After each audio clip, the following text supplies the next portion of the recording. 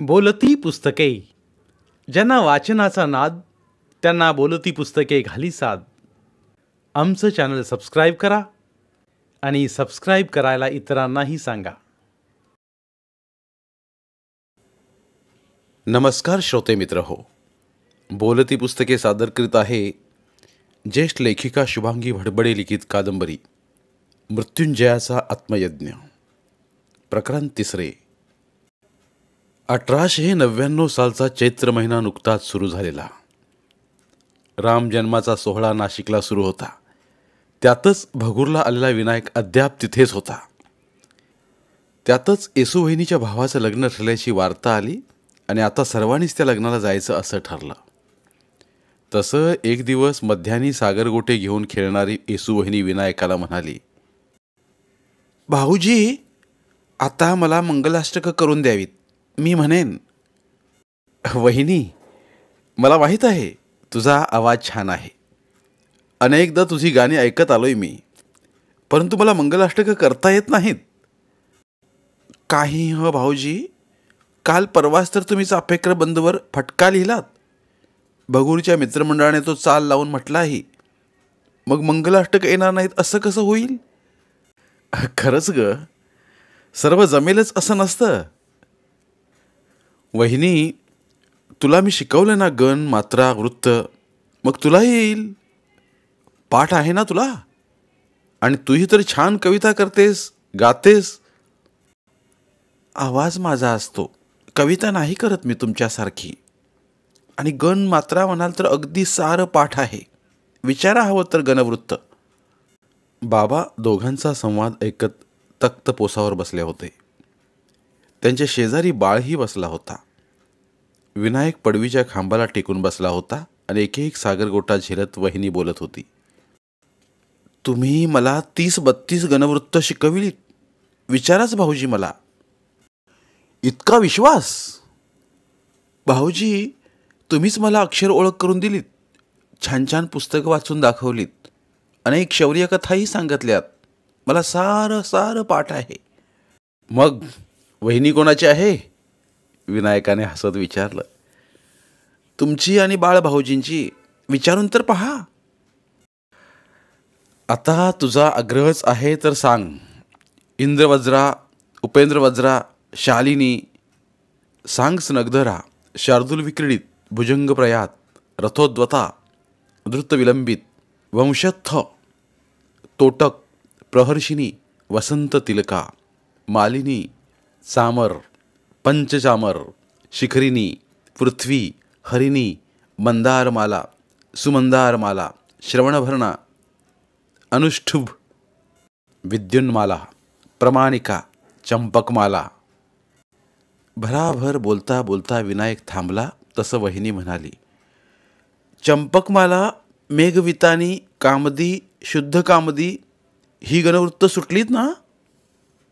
मामनजी तुम्हाला शिकवत होते ना, तेव्हाच अर्धी पाठ झाली होती माझी. परंतु त्यांना तुम्हाला येतात कविता करायला. मला खरंच जमत नाही.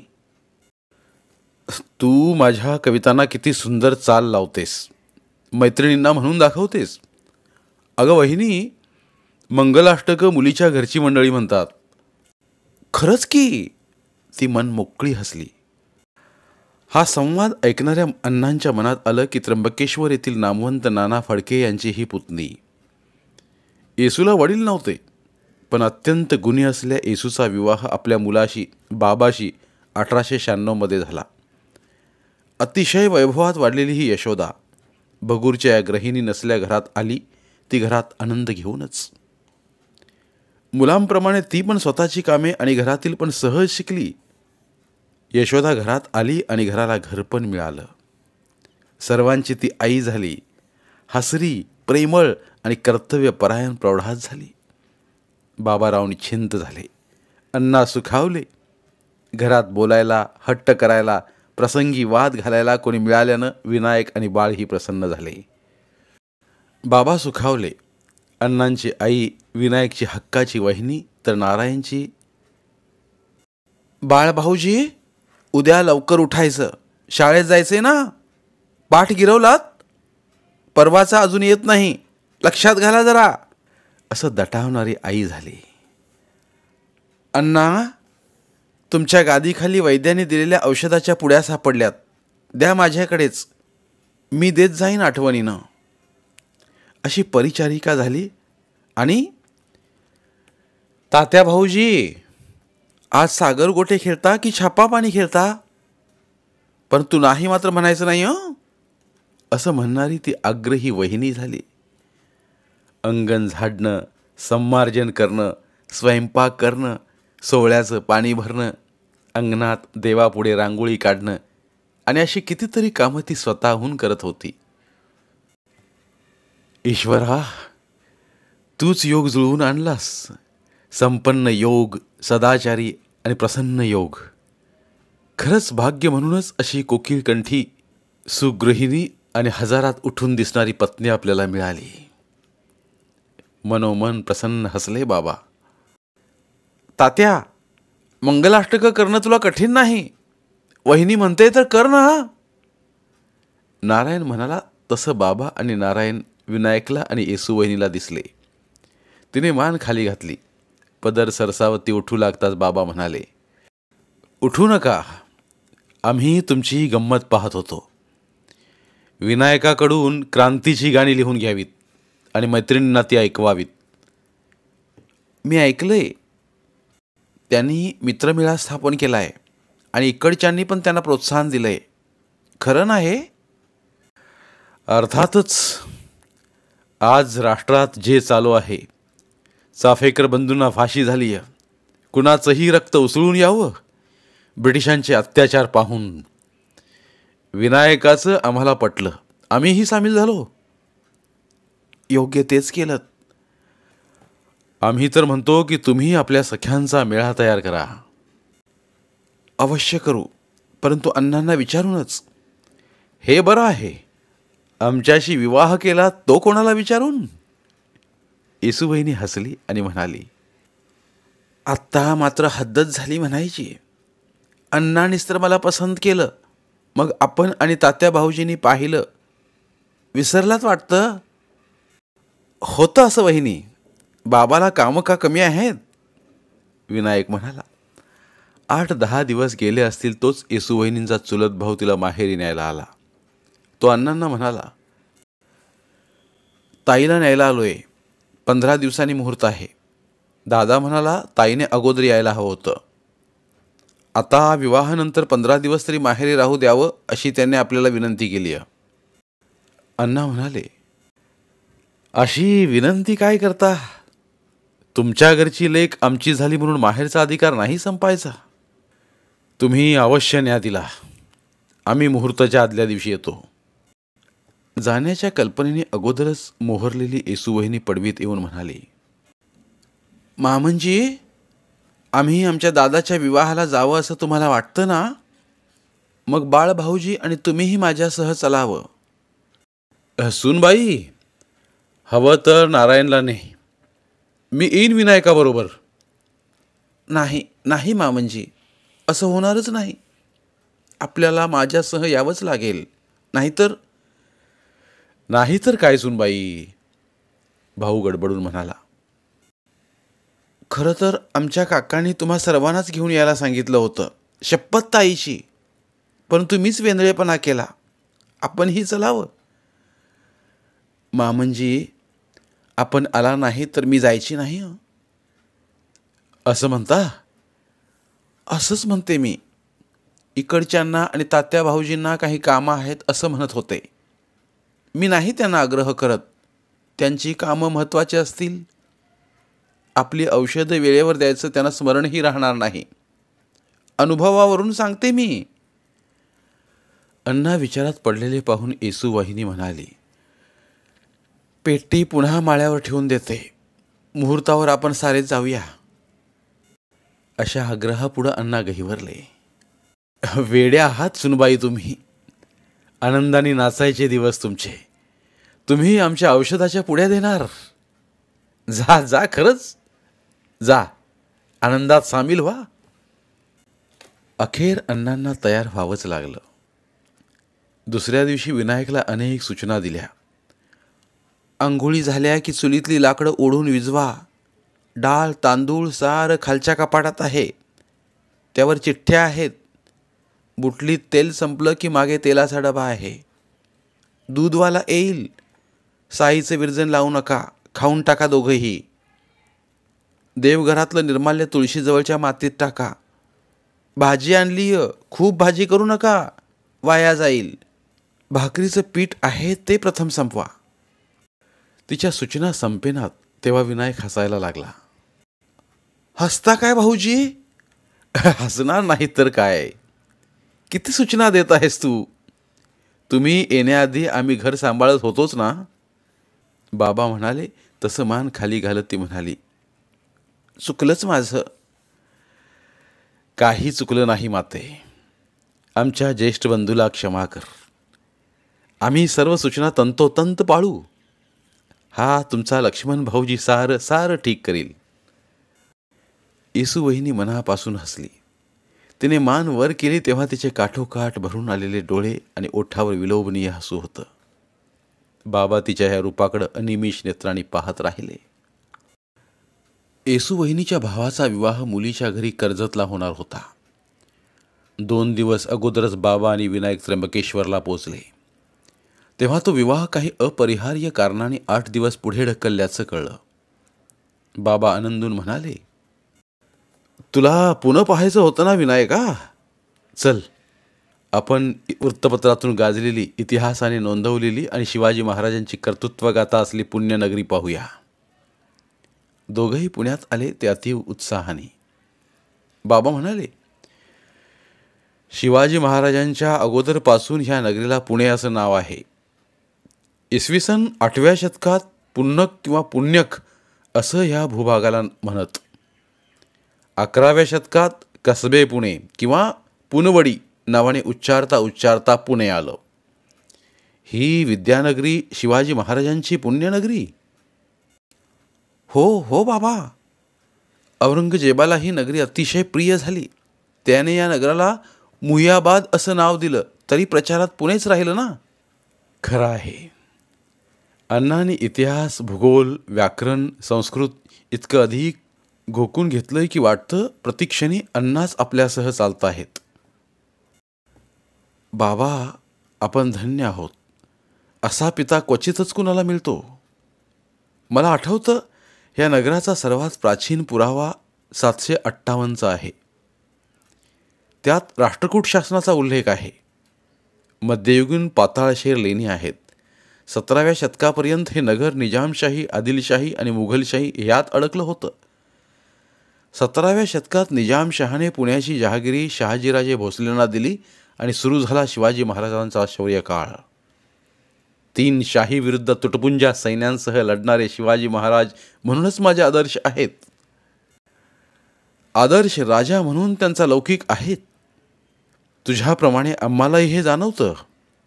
इंग्रजाच्या प्रचंड राजवटीला एखादा सुरुंग लावायचा विचार येतो तो त्यामुळेच.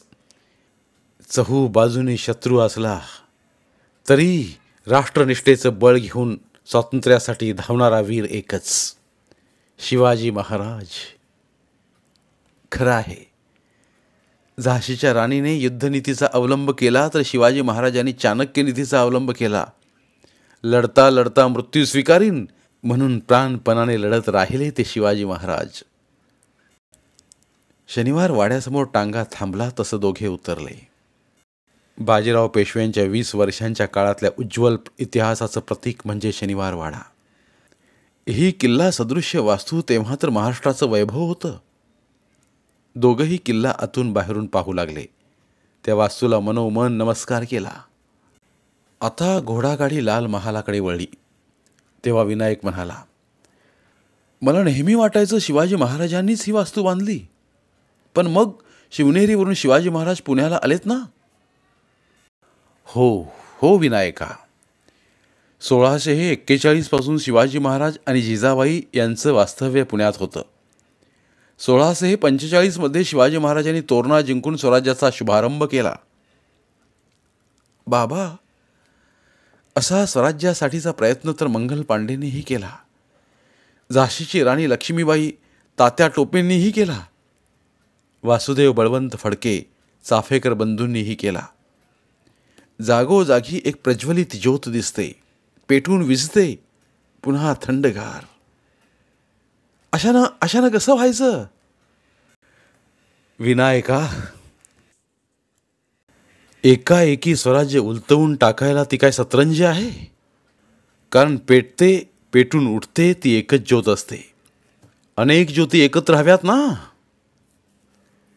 लालबाग, विश्रामबाग, शाहिस्तेखानाची बोटं कापली तो लाल महाल, मुळा मुठा ह्या 2 नद्यांचा संगम, ब्रिटिश काउन्सिल लायब्ररी सारं पाहून ते परतू लागले तेव्हा दोघांच्या मनात एकच विचार होता, स्वातंत्र्याचा.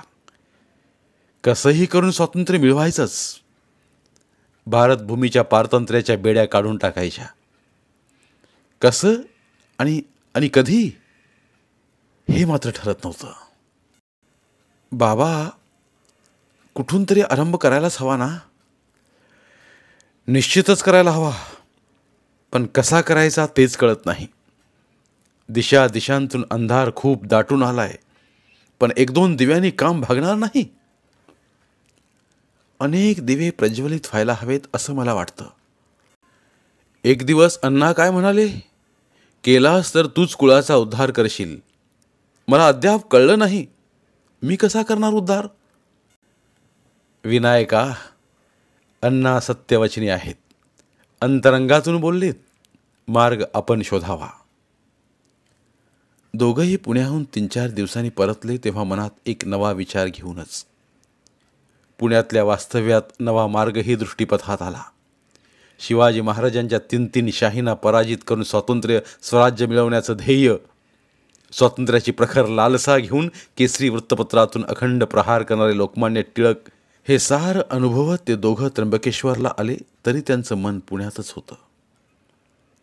4 दिवसांनी बाबा आणि विनायक इतर पाहुण्यांसह कर्जतला निघाले होते. तेव्हा कोणीतरी म्हटलं, दहिवलीला एक निबंध स्पर्धा आहे आणि प्रथम क्रमांक येईल त्याला काळ हे वृत्तपत्र फुकट वर्षभर मिळणार आहे. काळ या वृत्तपत्राचं आकर्षण विनायकला अधिक होतं, कारण शिवराम महादेव परांजपे यांचं काळ वृत्तपत्र केसरीप्रमाणे स्वातंत्र्यासाठी लोकजागृती करणारं होतं. हे सारंच विनायकाला मोह घालणारं होतं. मनातल्या स्वातंत्र्याच्या विचारांना अग्रेसर करणारं, प्रेरणा देणारं हे वृत्तपत्र आपल्याला मिळावं ही त्याची इच्छा होती आणि झालंही तसंच. दहिवलीला जाऊन विनायकाने प्रथम क्रमांकाचा पुरस्कार म्हणजे काळ वृत्तपत्र वर्षभर फुकट मिळेल ही लेखी पावती स्वीकारली. येसूवहिनीच्या घरच्या मिळालेल्या अहेरापेक्षा काळ वर्षभर मिळण्याचा आनंद मनातून उमलून आला होता. कर्जतहून सारे भगूरला पोहोचले. नाशकात प्लेगची साथ सुरू झाली होती. प्लेगचे उंदीर घरोघरी सापडू लागले होते. एकाला स्मशानात पोचवावं तर लगेच दुसऱ्याला खांदा देण्याची वेळ येत होती. दुसऱ्याचा दाह संस्कार आटपून यावं तर 4 घरची वार्ता येत होती. ही सर्वच घरातली स्थिती झाली होती. झाडाची पानं वाऱ्याच्या झोतानं भराभर गळावीत तसं झालं होतं. घराघरातून माणसं उष्माघाताने चिमण्या टपाटप झाडावरून पडाव्यात तशी माणसं जात होती. विनायक नाशकातून आला तेव्हा 1-2 घरीच अशी लागण झाली होती. बाबा त्यापूर्वीच भगूरला आले होते. लग्नाहून परतल्यावर विनायकाने नाशकाला जायची तयारी सुरू केली तेव्हा अण्णा म्हणाले, विनायका, आत्ताच मी एक मेलेला उंदीर फेकला. ते थरथरत बोलले, तुम्हाला भीती कशाची वाटते अण्णा? भगूरमध्ये नाही प्लेगचा उंदीर. कालच मित्रांशी बोलत होतो, कोणी तसं म्हणालं नाही. माहीत नाही, पण बरं वाटत नाही. तू मात्र जाऊ नकोस. बाबा आणि तू इथेच राहा. उगाचच मनात शंका येते. बरं, नाही जात. आता काही वेळ विश्रांती घ्या. विनायकाने आपली पत्र्याची पेटी तक्त पोसाखाली सरकवली आणि तो अण्णांजवळ आला. त्याने सहज म्हणून त्यांच्या मस्तकावर हात ठेवला आणि त्यांना ताप चढत असल्याचं दिसलं. त्याने हळूहळू त्यांना आपल्या झोपण्याच्या खोलीत नेलं. ताप चढत होता. बाबा सतत त्यांच्याजवळ होते आणि रात्री विनायकाच्या खोलीत झोपलेला बाळ एकदम काहीतरी बोलू लागला. विनायकाने हात लावून पाहिलं, त्यालाही ताप भरलेला. शेजारीच राहणारे बापू काका जोराने रात्री ओरडले, अण्णा अण्णा. बाबा धावत गेले तर तेही तापाने फणफणलेले. बाळला बाबांनी सकाळी दवाखान्यात न्यायचं ठरवलं. सकाळी बापू काका कसे बसे दिंडी दरवाजातून आत आले. अरे बाबा, दत्तक घेणार होतो मी विनायकाला. अण्णा, देतोस का रे विनायकाला? तुझं माझं असू दे वाकडं, मी विनायकाला न्यायला आलोय. बाबा आले आणि विनायकाला म्हणाले, बाळला नेतो दवाखान्यात, तुम्ही दोघं अण्णांकडे बघा. येसू वहिनीचा धीर सुटला. विनायक परोपरीने तिला आश्वस्त करत होता, परंतु व्हायचं तेच झालं. बाबांनी अण्णांना काही झालं तरी पाणी देऊ नका असं सांगितलं, पण येसू वहिनीने विनायकाच्या नकळत त्यांना पाणी प्यायला दिलं. अण्णांचे डोळे भरून आले आणि येसू वहिनीला अनावर झालं. पाहता पाहता अण्णाही गेले. घरावर शोक कळा पसरली. कितीतरी दिवसांनी नारायण, बाबा, विनायक पडवीत बसले होते. अण्णा गेले आणि घराला घरपणच उरलं नाही. मंदिरातून देवच जावा तसं झालं. संपूर्ण दिवसच अण्णांच्या सहवासात घालवणारी येसू वहिनी उदास झाली. बाबा तिला समजावत म्हणायचे, येसूबाई, आता मनाला आवरा. 10 जन्म पुरेल इतकं ज्ञान त्यांनी आम्हाला दिलंय. शिवाय त्यांच्या पिंडाला कावळा शिवेना तेव्हा एकत्र राहण्याचं, एक दुसऱ्यांसाठी राहण्याचं वचन आम्ही तिघांनी दिलंय. आणि अण्णाच तुला म्हणाले ना, वासांशी जीर्णानी यथा विहाय. देहाचं वस्त्र जुनं झालं की ते टाकावंच लागतं ना. कधीही कोणत्याही कारणाने देहाला मृत्यू येणारच. तेव्हा शोक नसावा. त्यांचा आपल्यावरचा विश्वास, त्यांचं आपल्यावरचं प्रेम हे कायम राहणार आहे. विनायक 9 वर्षांचा होता. नारायण 4 वर्षांचा होता तेव्हा आई सोडून गेली. अण्णाच आमच्या आई बाबा झाले. येसूबाई, तुम्ही अण्णांच्या आई झालात. विनायक नारायणरावांच्याच नव्हे तर आमच्याही आई झाल्यात. लहान वयात मिळणारं हे आई पण तुम्ही कायमचं जपाल. अनेकांच्या आई व्हाल असा विश्वास आम्ही बाळगू ना. बाबांना बोलता बोलता गहीवरून आलं. कितीही ठरवलं तरी अण्णा गेलेत, ह्या जगात नाहीत ही कल्पनाच असह्य होत होती. विनायक, नारायण दोघेही तिथेच होते. येसूबाई, आता आम्हाला असं भावविवश होऊन चालणार नाही. आम्हाला पितृत्व बहाल केलंय अण्णांनी. जाता जाता ते विनायकाच्या मस्तकावर हात ठेवून म्हणाले, विनायका, तुझ्या मनातलं कार्य पूर्ण होऊ दे. आणि मला म्हणाले, आम्ही आता अशा न परतणाऱ्या वाटेवर जातो आहोत. येसूबाईच्या पदरात ही 2 मुलं टाकतो आहोत. राजकन्या असलेल्या सूनबाई इथे सावरकरांची आई झाल्या, परंतु त्यांचं नाव उज्ज्वल करतील ही 2 मुलं. आम्हाला पूर्ण विश्वास आहे. बाबा, आज ह्या क्षणीच मी तुम्हाला वचन देतो की वहिनीच्या आज्ञेविना काहीही करणार नाही. ती माता आहे माझी. नारायण तिच्याजवळ न बोलता बसला आणि चौघांच्याही भावना अनावर झाल्या. काहीच दिवस गेले असतील, तोच विनायक म्हणाला, बाबा, प्लेग आता बरा झालाय. सर्व थैमान संपलंय. आता नाशिकला परत जायला हवं. ह्या प्लेगच्या साथीत एका कार्यकर्त्याची भेट झाली. त्याचं नाव म्हस्कर ना त्यांचं नाव. आम्हाला ते भेटलेच नाहीत तर मदतीला आले होते. बाळ दवाखान्यात, तुझी धावपळ, अण्णा, बापू काका आजारी, मीही असा गुरफटलेला. त्यावेळी ह्या गृहस्थांनी अतोनात आपल्यालाच नव्हे तर इतरांना मदत केली. आणि विशेष म्हणजे तू अनेक ठिकाणी भगूरला, नाशिकला जी स्वातंत्र्याच्या अनुषंगाने भाषणे दिलीत, त्याने ते प्रभावित झाले आहेत. ते म्हणालेही, काल परवा भेटले तेव्हा, तात्या उत्तम वक्ता आहेत. त्यांचे जहाल विचार शिरोधारी आहेत. आणि विनायका, ते म्हणाले, हा जहाल विचारांचा तरुण माझ्या प्रौढत्वाची काठी आहे.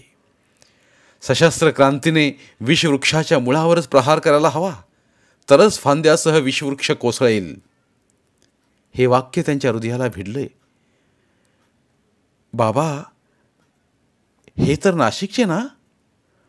हो, तिथे नाशिकला दवाखान्यात प्लेगच्या साथीत ते सहकार्यासाठी आले होते. मी आता नाशिकला जावं म्हणतो. तुमचं शिक्षण आता? खरंय विनायका, आमचं शिक्षण होणं अशक्यच आहे. परंतु काही वर्षांचा आपला दोघांचा नाशिकचा काळ आमच्या स्मरणात राहील. तुम्ही दोघं खूप शिका, त्यातच आम्हा दोघांना आनंद होईल. खरंच सांगतो, आपल्या पुत्राने खूप नाव मिळवावं हीच पित्याची इच्छा असते ना विनायका? विनायकाने त्यांच्या पावलावर मस्तक ठेवलं आणि अनिवार्य अश्रूंनी त्यांची पावलं धुतली. त्याला उठवून जवळ घेत ते म्हणाले, आता आपण सर्वांनीच नाशिकला जाऊ.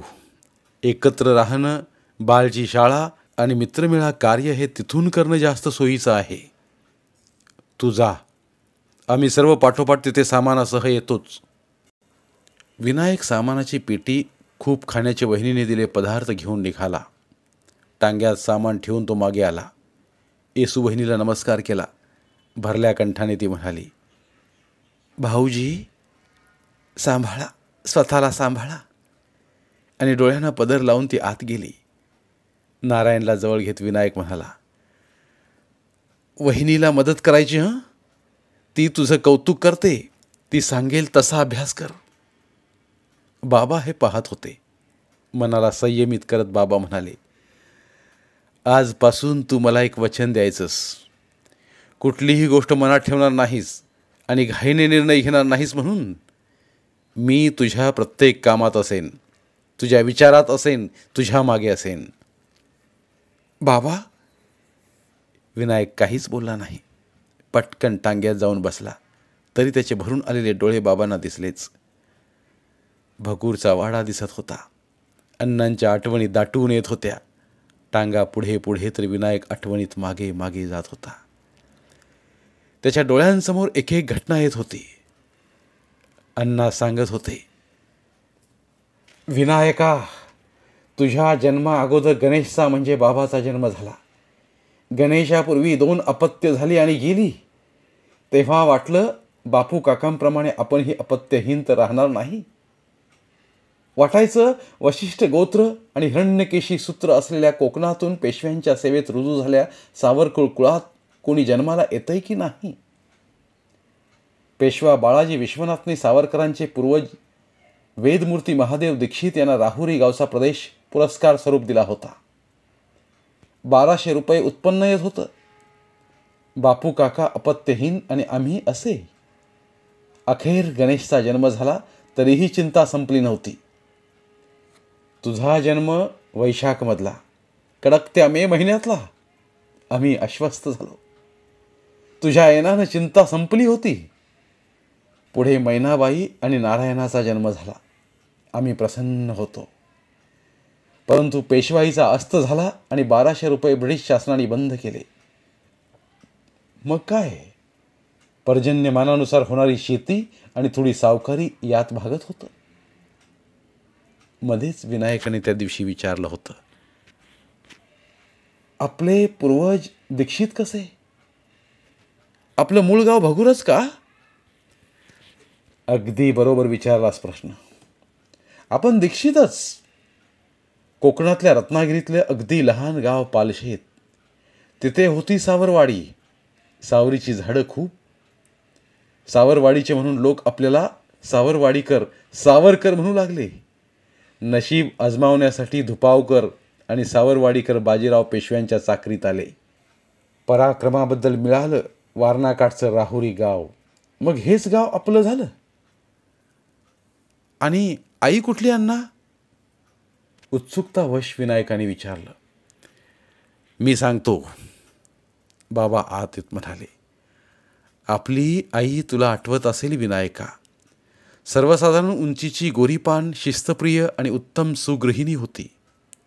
नुसता आमटी भात असला तरी वाटायचं खूप खावा. आमटी तर नुसती पिऊनच टाकावी. धार्मिक ही तशीच. मला तर अण्णांपेक्षा रामायण, महाभारत आणि किती कथा तिने सांगितल्या म्हणून सांगू. अण्णा, तुला आठवतं मला विषमज्वर झाला होता. आम्हाला न आठवायला काय झालं? विनायकला मी सांभाळत होतो आणि राधाबाई तुम्हाला. दिवस रात्र तुमची सेवा केली बाबा त्यांनी तुमची.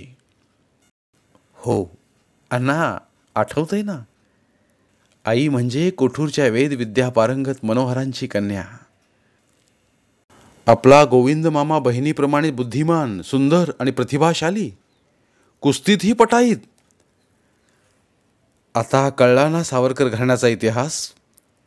2 कुळांचा हा संबंध पुढे भविष्याचा मार्ग चालत असतो. तुला माहीत असेलच विनायका, आपल्या अण्णांचा काय दरारा होता गावात. एकटे तेच इंग्रजी शिकलेले, सुदृढ, सुंदर, उत्तम कविता करायचे. मी त्यांच्या स्वतःच्या कितीतरी कविता पाठ केल्यात. मराठी, संस्कृत, इंग्रजी सारंच एकदम छान होतं. पण सांगू का अण्णा? सांग सांग गणेशा. आमचे केवळ गुणच सांगू नका. अवगुण म्हणता येणार नाही, परंतु अतिशिस्तप्रियता हा अवगुणच ठरतो अनेकदा. मैनाबाई खेळभांडी खेळत होती. शेजारच्या सखूचा नवरा आणि मैनाबाईची नवरी. आपण सारे त्या लुटूपुटीच्या खेळात सामील झालो होतो. हातात थाळ्यावर वाजवत वरात निघाली होती. ऐनवेळी काय झालं कुणास ठाऊक, मैनाबाई एकदम म्हणाली, आमच्या नवरीला सखूचा नवरा पसंत नाही, विवाह मोडला समजावं. पडवीतून चौकात आलेला लग्न समारंभ पाहत असले अण्णा ओरडले, मैनाबाई काय चाललंय हे? त्यांचा धारदार आवाज आणि संताप पाहून सखूच्या मित्रमैत्रिणी पळाल्या. कारण कळे ना रागाचं. ती म्हणाली, अण्णा धड कपडेही नव्हते अंगावर, अशा दरिद्री घरी आपल्याला द्यायची नवरी? तिचं बरोबरच होतं, पण अण्णांचं कळलं नाही. ते बोललेच नाहीत. मग खूप वर्षे उलटलीत. तुझी येसू वहिनी घरात आली तेव्हा ते म्हणाले, पती कसाही मिळाला तरी संसार उत्तम करणं हे घरच्या लक्ष्मीच्या सहकार्यावर अवलंबून असतं. आज येसू पण घर सांभाळते आहे. कुठलंही स्पष्टीकरण न देणं, संताप, क्रोध व्यक्त करणं हे अण्णांचे अवगुण त्यांच्या सदाचारातून सत्प्रवृत्तीचा आदर करताना आलेत. अकारण क्रोध आलाय असं नव्हतंच कधी. त्यामागे सबळ कारण असायचं. ते कालांतरानेच कळायचं. अण्णा आणि विनायक एकदा बुद्धिबळाच्या पटावर प्यादी मांडून खेळत होते. विनायकाने अचानक अण्णांना शह दिला तेव्हा ते प्रचंड संतापले. विनायका, तुला 1000दा सांगितलं, बुद्धिबळ हा बुद्धीने, संयमाने, विचारपूर्वक खेळावा असा खेळ आहे.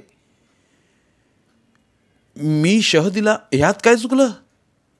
पटावरची प्यादी तशीच. आणि बघा, हा घोडा 2.5 घरं चालून माझ्या राजाला मारू शकत होता. त्या उंटाची तिरकी चाल ही मला अडवू शकत होती. तेच कशाला? हा साधा सैनिक पुढच्या डावात आम्हाला शह देऊ शकत होता. खेळ संपवणं महत्त्वाचं की खेळ अक्कल हुशारीनं खेळणं महत्त्वाचं? अण्णा बुद्धिबळाच्या खेळात एवढे चिडले नसतेच. त्या दिवशी सकाळी ब्रिटिश सरकारकडून एक पत्र आलं होतं. त्यात मासिक 60 रुपयेच राहुरी गावचा महसूल मिळणार म्हणून. कुठे 1200 आणि कुठे 60. वाढता संसार, वाढत्या जबाबदाऱ्या, मनातलं दुःख सांगायला सहचारीनी नाही. बाबा त्यांना समजून घेत म्हणाले, चिंता करू नका अण्णा, आमचं शिक्षण झालं तेवढं पुरं झालं. विनायक आणि नारायण शिकतील. आम्ही आमच्या बळावर शिकवू त्यांना. वचन समजा आमचं. आणि ते शांत झाले होते. मैनाबाईचा विवाह झाला आहे. आम्ही तिचं माहेर पण करू. ते वरून शांत झाले, परंतु मनातून शांत झाले नाहीत. त्यांचा पूर्वीचा दबदबा आता गावात नव्हताच, परंतु त्यांचा सन्मान होता. तिघही मुलं अभ्यासात हुशार होती. बुद्धिबळ, आटापाट्या, विटीदांडू, धनुष्यबाण, तलवार, बंदूक यांनी युद्ध खेळत होती. एकदा बाबांचे मित्र आणि विनायकाचे परशुराम व राजाराम शिंपी, गोपाळ कुलकर्णी, बापू, नथू, भिकू वंजारी, रावजी व त्र्यंबक शिंपी, अनेक भगूरचे मित्र अशा 2 गटात राम रावण युद्ध धनुष्यबाणाने चाललं होतं. बाळ झाडाखाली उभा राहून युद्ध पाहत होता. अण्णा मंदिरातून आले हे कोणाच्या ध्यानातच आलं नाही. विनायकाचा बाण त्यांना लागला. तसे ते ओरडले. खेळ थांबला. अपराधाची क्षमा मागायला विनायक आणि बाबा त्यांच्याजवळ रात्री शुभंकरोती पर्वचा म्हणून झाल्यावर गेले तेव्हा ते म्हणाले, विनायकाचा बाण लागल्याने आम्हाला क्रोध आला नाही. त्या लहानपणाने काय हे धिप्पाड शरीर मरणार होतं? आम्हाला संताप आला तो तुम्ही 2 भाऊच राम आणि रावण झालात म्हणून. तुम्ही दोघंही राम गटात येऊन ब्रिटिशांशी लढायला हवं होतं. तो बाळ उभा होता, त्याने काय विचार केला असेल? बालमनावर 2 भावातच राम रावण युद्ध त्याला दिसलं असेल. आमच्यात आणि तुमच्या बापू काकात संपत्ती आणि अधिकार यावरून भावभावात वाढलेला विसंवाद आमच्या मनाला क्लेश देतो आहेच. कुठल्याही संतापामध्ये प्रबळ कारण असायचंच हे आता बाबांच्या लक्षात आल्यानं ते घटना घडताच त्यामागचं कारण शोधण्याचा प्रयत्न करायचे. अण्णा उत्तम कविता करायचे. सर्वांप्रती स्नेह हा त्यांचा सद्भाव होता. पारतंत्र्याची काळरात्र चालू होती. अमानवी पाश ब्रिटिश गळ्याभोवती आवळत होते. काही स्वयंप्रकाशित तारे मात्र नभांगणात तळपत होते, परंतु एखादा उजळू पाहणारा तारा मात्र स्वतःतच हरवत होता. एक दिवस ते बाबारावांना म्हणाले, मंगल पांडे या तरुणासारखं स्वातंत्र्यासाठी फाशी जावं असं खूपदा मनात यायचं, परंतु मनात स्वातंत्र्याचा तारा दिसायचा आणि मावळायचाही. कारण घर परिवार होता ना मागे. सर्वांना कुणाच्या भरवशावर आम्ही टाकून जाऊ शकलो असतो. बाबा आणि अण्णांचा असा संवाद अनेकदा विनायकाने ऐकला होता. आज भगूरहून नाशिकला जाताना हे सारं आठवलं होतं. तसंच सागरगोटे खेळण्याचा आग्रह करणारी, वाद घालणारी, आवडीचं करून देणारी वहिनी आता एकटी राहील. बाबा कामानिमित्त बाहेर, नारायण शाळेत, तर वहिनी घरात. अण्णांची नेहमीची सोबत आता संपली होती. शेजारी बापू काका आहेत हे जाणीवही संपली होती. येसू वहिनी, मी कुठेही गेलो तरी आईप्रमाणे आठवत राहशील तू मला. विनायकाचे डोळे भरून आले. आता वाडाही दिसेनासा झाला. विनायक विचार करू लागला. आता भगूरचे वास्तव्य संपले. अण्णा गेल्यानंतर भगूरच्या घराची आवराआवर करायला आपण सर्वजण 10-15 दिवस इथे आलो. आता मात्र इथे येणे कठीणच. घरातील अनेक भांडी, काही मौल्यवान सामान मधल्या काळात चोरीला गेल्याचे लक्षात आले. अण्णा गेले. प्लेगचा वाढता प्रादुर्भाव पाहता सर्वांना गावाबाहेर हाकलून देण्यात आले. झोपडी बांधून होई तो वहिनी, बापू काका, आपण प्लेगची लागण लागलेला बाळ यासह स्मशानाजवळ महादेव मंदिरात 2 दिवस काढावा लागेल. बाळची आई होऊन येसू वहिनी त्यांच्या सेवेत होती. हे वृत्त नाशिकला कळताच प्रिय मित्र रामभाऊ दातार बैलगाडी घेऊन आले. आम्ही सर्व नाशिकला आलो. बाळला ताबडतोब नाशिक रुग्णालयात घेऊन बाबा गेले आणि तिथे त्यांनाही लागण झाली. खूप सहनशील बाबा या अवस्थेतही बाळसह रुग्णांची सेवा करीत. इकडे नाशिकला तीळ भांडेश्वर गल्लीतच रामभाऊ दातारांच्या शेजारी आम्ही घर घेतले. 2 दिवसांनी तिथेच बापू काका निवर्तले. आमचा आधारच गेला. काही दिवसांनी बाळ घरी आला, पण बाबांचा आजार लांबला. ते घरी आले. या सर्व गडबडीत 2-2.5 महिने गेले. आता सर्वांनी नाशिकला कायमस्वरूपी राहायचं ठरवलं. भगूरहून निघालेला विनायक परत नाशिकला पोचला. पाठोपाठ बाबा, येसू वहिनी आणि बाळही नाशिकला परतले. बाळची शाळा आणि बाबाचा पैशासाठी नोकरीचा शोध सुरू झाला. इकडे विनायकसह बाबाही मित्रमेळा कामातही जमेल तसे सहकार्य देत होतेच.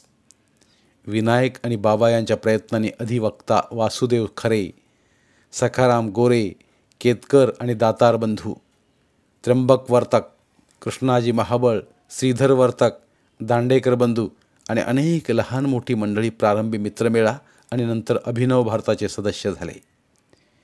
कार्य वाढू लागलं. बाळनेही शाळेत असतानाच मित्रसमाज स्थापला. तो आणि मित्रमंडळी गणपती उत्सव, नवरात्र आदी वेळी ठिकठिकाणी जाऊन तात्या किंवा आबा दरेकर म्हणजेच गोविंदांनी रचलेले पोवाडे आणि वीरगीते म्हणत. त्यांची पुण्याकडेही कीर्ती गेली होती. इकडे 2-3 वर्षानंतर येसू वहिनीने आत्मनिष्ठ युवती संघाचं काम सुरू केलं. तिने स्वतः स्वदेशीचे व्रत घेतले. दर काही दिवसांनी 15-20 स्त्रिया एकत्र जमत. मग ताज्या घटना, वीर स्त्री पुरुषांच्या कथा वाचणे, राणी लक्ष्मीबाई, छत्रपती शिवाजी महाराज आदींचे उत्सव, जयंत्या साजऱ्या करणे, असे अनेक कार्य चालत. विनायकचा विवाह झाल्यावर माई पण यात भाग घेत असे. लक्ष्मीबाई दातार, महाजन, पार्वतीबाई व उमाबाई गाडगीळ, जानकीबाई गोरे, गोदूमाई खरे अशा अनेक स्त्रिया यात सहभागी होत्या. सगळे सावरकर कुटुंब देशकार्यात सहभागी झाले. देशासाठी त्याग, कष्ट भोगणे हे तेव्हापासूनच चालू झाले. धन्यवाद. उर्वरित कादंबरी पुढील भागात. धन्यवाद. बोलती पुस्तके श्रोते मित्रांसाठी मराठी साहित्याचा खजिना फक्त 59 रुपयात. फक्त 59 रुपये माफक फी भरून आमच्या साहित्यरत्न या चॅनलचे सभासद व्हा व भरपूर मराठी ऑडिओ बुक्सचा आस्वाद घ्या.